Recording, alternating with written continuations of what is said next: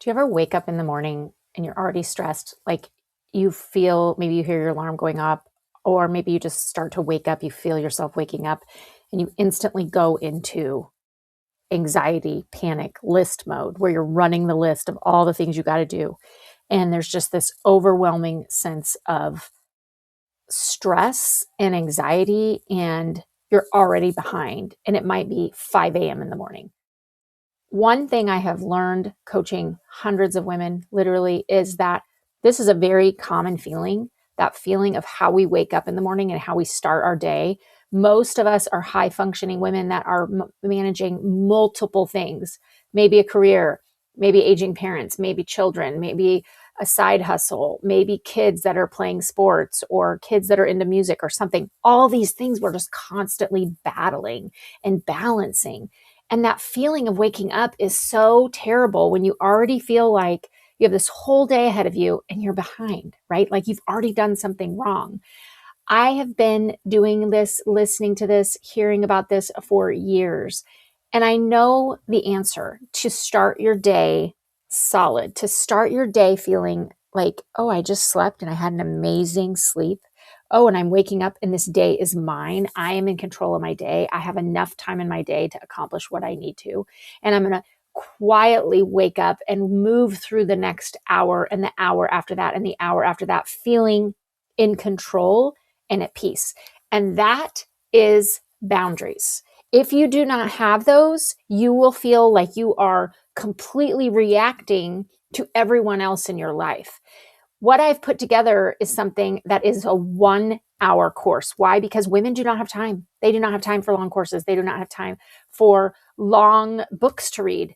I've put all of my favorite tips in Brave Boundaries, that my book that I've written. I've taken all my best coaching tips and I've put them into a short 1 hour course. It's called the Boundaries Blueprint. It's downloadable. You can literally listen to it on your commute. You can do it on your lunch break. You can do it while you're sitting at the sidelines watching a child warm up. It is really, really amazing 3 short modules that I'm giving you my top tips on how to get back control of that morning and set the tone of your entire day. I even give you scripts on how to say no. So that if you're like, how do I say no to this? How do I tell this person I'm no longer doing this? How do I get out of this? I give you the scripts. That is how easy this is, because I know that you don't have time for long coachings and courses and all these modules. It's called Brave Boundaries Blueprint. You go to my website, click on courses, download it now. It's the first time I've ever done this, and I'm getting amazing feedback. You want to purchase it. It's very inexpensive. Go find the Boundaries Blueprint. Today, we're going to be talking about a new season. And the season that I'm putting out is something that has been on my heart and something that I have experienced. And, someone asked me the other day, I was actually at a gathering, a work gathering. And someone said to me, do you know I listen to your podcast? And I was like, you do? And this woman said, yeah, I listen to your podcast every week. I have for years. I was really surprised because sometimes I forget that I'm even doing this and talking and I don't know who's ever listening. But a couple times a year, someone will come up to me either at a conference or somewhere and say, oh, I found you through your podcast, or I started listening to your podcast and I love it. And it makes me feel so good and validated that I'm like, what I'm struggling with, other women are. But she asked me, she said, how do you pick your topics? You've been doing this for so long. Like, how do you pick your topics? And I said, I just always pick a topic on what I'm struggling with, or maybe what I struggled with the year before, and what I'm learning or what I'm going through, or something that I really want to learn about. And I bring on people on the show that are going to teach me about something that I'm interested in. So this season, we are talking about loneliness. Okay. Now, this is coming out in January of 2026. And you might be thinking, gosh, Sash, can't you give us something a little more energetic and positive, and like something like, oh, do all these resolutions and throw out half your house? No, I'm going to be talking about loneliness. Why? Because I think that loneliness is something almost every woman I know has struggled with or is struggling with. And last September at the Brave Enough conference, I gave a couple different talks. And the one talk that I gave, my shortest talk I gave, the talk that I thought was not going to be the talk everybody was talking about, was on isolation and loneliness. And guess what? Everybody wanted to hear more. Everybody came up to me afterwards. There were so many women crying in the audience because they were like, this is what I've experienced, or hurt from another friend, loss of a friendship, just isolation, and how important it is for us to connect. And I feel like if you are a woman living in 2026, you're probably going to feel isolated and lonely in the next year at some point. And you might not, we don't go online and say, I'm lonely, right? We don't like walk up to our friends or our colleagues and say, I'm lonely. We don't even know how to tell that to our partner or our best friend, our husband, our mate, our mom. And it's something that is really associated with shame. And I think that's why we hide it. We hide it because it makes us feel like we are doing something wrong. So I want to talk today about why so many accomplished women feel alone. Now, the reason that this has really came to my attention is that I have met with, as of today, it's the end of December, I have met with 199 women since June. So in the last 7 months, I've been meeting with women one-on-one and in small groups in my community of Omaha, Nebraska. And I did this because I'm opening up a women's club called the Legacy Collective. It's opening in April in Omaha. It's a physical space. It's going to be amazing. By the way, if you don't follow me, go and follow Legacy Collective Omaha. You're going to want to hear all about it, especially if you're someone in Omaha. But what this is it's a women's club. And so I've been trying to meet with different women that I don't know to get their feedback and just to invite them into the club and hear what they're wanting to hear about in the club and the programming. And it has been so eye-opening, because it doesn't matter if I talk to a woman who's 35 years old, maybe she has a couple young kids, maybe she's just got married, maybe she's just starting a family, or she's just starting a different career shift. It doesn't matter if I talk to a 70-year-old CEO of a Fortune 500 company who's just killing it. Women are lonely. And I think that when we feel loneliness, we tend to think we're broken. Something's wrong with us. We see people on Instagram posting pictures of their girls' trips, or women on Instagram smiling and everybody looks perfect. Even when you're posting pictures by yourself, you're always smiling, you're always like positive, and you don't put it out there that you're lonely, because when you're lonely, it feels like it's a problem. You're broken. Something's wrong with you. And the first thing that I want to really point out is that loneliness does not mean you're broken. It means you're human. Okay. Welcome to the human race. And it's not a failure. It's a signal. Loneliness is a signal. And high achieving women are especially vulnerable to loneliness because it often requires self-reliance and emotional containment. And we're constantly performing.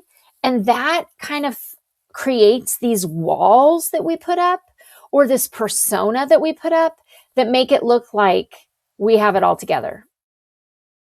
And I can tell you that for me personally, last year, I went through, you all know, I've talked about how I lost my house in the tornado, and I was really sad, and I was kind of in this funk, and I had to live in this ugly rental house, and every wall was brown. Everything was brown. Everything was dark. It was just, it was so not me.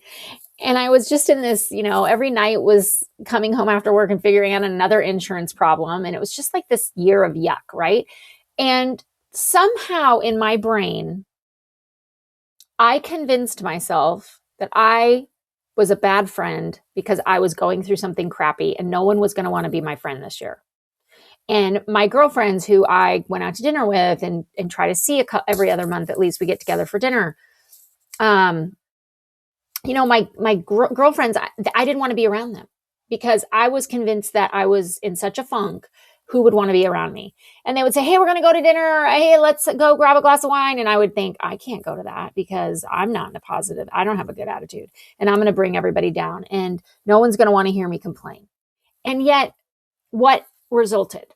I became more and more lonely. And then I would say, actually, I would really realize like, no, that is exactly why I need to go to the dinner tonight.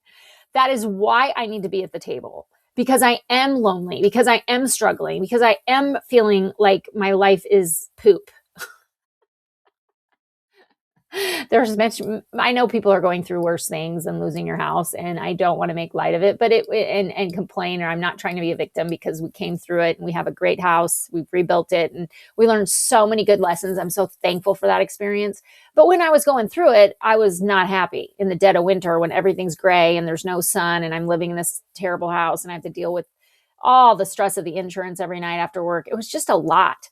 And I made myself go to those dinners. I did not want to go spend time with my friends. I did not want to be around other people. I wanted to hide and drink wine in my pajamas and stare at the ugly brown walls. But I knew that that's when I needed friendship. And my brain was telling me lies. So you can be surrounded by people and still feel deeply alone. Let me just repeat that. I mean, it's not like I work from home all day, every day by myself in an office and I never see people. That's what wasn't causing my loneliness. What was causing my isolation is I would go to work and I would feel like I had, to be on. I mean, I don't have a lot of time to socialize at work. I work in a stressful environment at the hospital and the OR. And then all of a sudden I would go home and I would have the reality of what would sit in. And I just think, I don't want to go socialize. I don't want to be around my friends. They're not going to want to be, I'm going to bring everybody down. And all these little stupid things started coming out. So maybe you are telling yourself some of these things. Like maybe you're going through something and you're like, I can't make up that friend at work. I know she's asked me for coffee, but I can't confide in her because what if she finds out that my life isn't perfect? What if she finds out my marriage isn't perfect? What if she finds out my kids aren't perfect? Right? So that ache of isolation and loneliness that you feel, it isn't weakness. It's your nervous system asking for belonging. It's a signal. It's your nervous system saying, go to the dinner. It's your nervous system saying, go to that conference, even though you don't know anybody. It's your nervous system saying, ask your neighbor for coffee. Follow up with that woman you met 2 weeks ago and say, hey, do you want to grab a glass of wine? That is the signal. So normalizing and naming loneliness privately first is really, really a good thing. Like I did not just show up and then realize, oh, this is what I needed. I sat there in my house in the ugly brown rental going, I'm lonely. I need to get my tush out of the seat and go to the dinner my friends have planned because I will feel better after I go. It's kind of like going to the gym. I don't know anybody that goes, I cannot wait to go lift heavy and sweat. I never want to do it. Once I get there, I'm so thankful I've done it. So maybe just sending yourself a little note this week that says the kind of connection I miss the most is, because naming something really precedes the healing from it. And we don't realize how important it is. Okay. The second point I want to bring up is busyness is the most socially acceptable form of isolation. Let me repeat that again. Busyness is the most socially acceptable form of isolation. So I just went on an amazing week with my hubs in the Cayman Islands and Grand Cayman.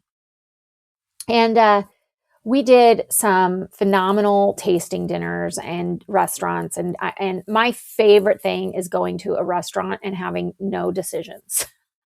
I'm like, bring me the food the chef wants to bring me the wine that the som wants to pair it with. I'm happy. That's like my happiest place, is on vacation at a restaurant where someone's serving me amazing food that they have cooked up that I have no idea what it is and I don't have to make a decision.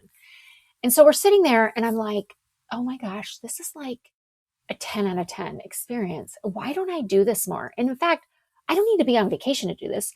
I should start a dinner club when I get back to Omaha. This is where my brain goes. Like I always have these wonderful moments on vacation. Does anyone else do this where you're on vacation, you think of like a million things you should do and you have clarity or you're really creative? I always get in this brain when I'm on vacation because I have space and time. And so I came out, I was like, Lance, when we go back, I'm going to make a dinner club. And he's like, what? Well, in the meantime, I get this invitation from a woman I met, one of the 199 women I met with this year. She was amazing. I met her at a gathering, and her and I met up for coffee afterwards. We just connected, and she invited me to this fabulous wine pairing dinner in Omaha. And I was so excited to go. And I'm sitting there, and she's like, this is a club. You can join our club. You pay a fee and you join this club, and we do this once a month. And if you can come every month, great. If you can't make it, no problem. And I'm like, oh my gosh, this exists. But you know what? The first thought I had was, I'm too busy. I'm too busy. I'm too busy. And I'm like, this is unbelievable, because if I'm too busy to go every other month to a dinner, I am too busy. Because this is something that brings me 10 out of 10 joy. I love sitting down at a restaurant and having a som bring me a wine pairing, tell me about the wine, teach me. I love when the chef comes and tells me about the food. It's so fun for me. I love food and wine. And I don't have time in my life, even though 2 weeks ago when I was on vacation, I was like, I'm going to do this. I'm going to make this a priority in 2026. And now it's the busyness. And guess what else I did? I sat at that dinner and I connected. I connected with the woman on my right. I connected with the woman on my left. I had a whole conversation with the couples around the table. It was wonderful and lovely, and I loved every minute of it. Busyness causes us to be isolated, and we cling to it. We don't lack friends. We lack access to our friends. We say, I can't do that. I can't join that. Overfunctioning crowds out space for vulnerability. We would much rather have a full schedule and not be able to meet a new friend, because it keeps us safe. We don't have to get vulnerable, right? Like, I talk to a lot of people that are like, I'm socially awkward, Sasha. You don't understand. I can't come to the Brave Enough conference because I'm socially awkward. And I'm like, first of all, if you think that there's no one else socially awkward at the Brave Enough conference, what do you think you're coming to? I would gather probably 50% of the people that go to a conference or go to one of my retreats are scared in the first hour to be there, because they've had to overcome an internal thought that they're not going to fit in, they're socially awkward, they're too busy, all these things that prevent us from connection. And connection is what life is about. If we literally treated connection like oxygen, how different would we live? Would we be doing task after task after task after task that leaves us so exhausted at night that all we can do is go home and turn on Netflix and drink wine? That's not connection. That's numbing behavior, because you're over functioning and you're over busy. So choose one low stake reconnection today. I want you to just one low stakes. Okay, some of these are a 10-minute walk call. I love to do this. When I'm on a walk, I'll text one of my friends and say, hey, can you chat? And 50% of the time she'll say, no, I'm in the OR. Or the other 50%, she'll say, yeah, I'm driving home. And we'll just chat. It's lovely. Maybe coffee between meetings. I love if I have a 10 o'clock and a noon and I'm driving around town, and I'll say, hey, anybody can meet for at 11 o'clock at coffee shop. Let's meet. Which, by the way, this is why I'm making the Legacy Collective in Omaha, because I want women to be connecting and meeting for coffee in the club, and they're going to, and it's going to be amazeballs. But we schedule productivity and we leave connection to chance. We need to stop that. We need to schedule connection. I'm joining this wine and dinner club. I'm so pumped about it. I don't know anybody in this club. There were probably 70 people there. I knew one. I'm not going to meet all 70. They were older people in different, I think maybe one. I met one physician, which I was like, oh, that's kind of fun. There's another woman physician here. I am excited for that. I'm excited to expand. And you know what? I'm excited because I know that there's going to be times where I'm tired, but I'm going to go and I'm going to connect with other people, and I'm going to feel better knowing that I just connected. Because who knows, somebody I meet through this club, maybe someone that becomes really meaningful for me or helps me through something in my life in 5 years. I don't know what's coming down the pipeline. I sure as heck didn't know I was going to lose my house in a tornado. And if I hadn't been surrounded by the people that loved me when that happened, I don't know how our family would have gotten through it. And it wasn't just people who showed up for me. It was people that my husband knew, and it was people that my kids knew and played sports with and went to school with. All of that was because of connection. We were so taken care of because of connection. Depth comes from presence, not duration. You don't need to meet with a friend for an hour. You could send them a voice note and just tell them that you miss them and love them. Do something small, low stakes, reconnect. Reconnect with someone that you miss. That's your challenge today. Okay, number 3. The armor that protects you is also what keeps you lonely. Oh, I know that's hard, isn't it? But the armor that protects you is also what keeps you lonely. Many accomplished women, we learn this, right? We learn how to put up the armors because we have maybe we've been betrayed. Maybe we've been called out at work and maybe we've been made to play small. I would be shocked if there are any woman listening that has not been made to feel small, or a mistake you've made hasn't been like on the megaphone and blasted out. We just have such a tightrope that we are constantly working as accomplished women that we have to put up all these walls, and we really can't show who we truly are. And guess what? We're human. We make mistakes all the time. We're lonely. We struggle, right? So we have to practice what I call selective vulnerability. Not everyone gets to be in your circle and hear you being vulnerable. Not everybody. In fact, you may have friends in the past that don't deserve to be at your table anymore. And I'm just going to call that out because that's very, very true. I mean, I've recently lost a friendship that I wouldn't say I lost the friendship. I would just say that we have kind of drifted apart, and I don't really consider that person someone I'm going to tell my deepest secrets to anymore. The walls have gone up, and that's not because I don't trust that person. It's just because I don't feel safe, psychologically safe around that person as I once did. Guess what? That's normal. Normal. It's normal to lose about 70% of your friendships every 5 to 7 years. All women do. Did you know that? Did you know that? Which also, if you have that 30% friend that's in that 30% bucket who has been with you for years and years, you better cherish her. Cherish her, because that's rare. Most of our friends, they come in for a season or they come in for a reason, right? And there's nothing wrong with that. I don't want to sound callous, but I've had to learn that like cycling through friends it doesn't mean that I've done anything wrong. And I've tried so hard to reprogram my brain because most of the time nothing's happened. It's not like somebody said something that offended you or they did something or you don't like them anymore. In fact, I love the friend that I'm talking about. I just have drifted far from her. And she's not someone I'm going to confide in anymore, right? She's someone I'm definitely going to cheer for because I love her. I'm cheering for her. I'm not confiding in her, and that's okay. When you practice selective vulnerability, share one true thing with one safe person. You know, for me, a lot of times this is my kids. My kids are, my favorite thing about my life. And they're also the thing I worry the most about. They're the thing I pray the most over. They're the thing that keeps me up at night. Am I doing this right? Did I mess up this? Is this one doing this right? Are they gonna, are they struggling with this? Am I there for them? I mean, I struggle, and I don't share about my kids with everybody. I share about my kids with like 3 women. That's it. Like, that's who gets to hear about my kids, because it's the most precious thing to me. And not everything and not everyone gets to hear about my children or my family. Trust grows in inches, not leaps. But when you are going through something, you need those people. You need those people that you can talk about your marriage issues with. Not everybody, but a very close person or 2. You need people that you can say, mentally, I'm struggling with this right now, right? The last thing also I want to talk about is connection is built intentionally. It's not accidentally. We often think like, oh, we're just going to like run into somebody at the grocery store and become their BFF. That's just not what happens, especially as we get older.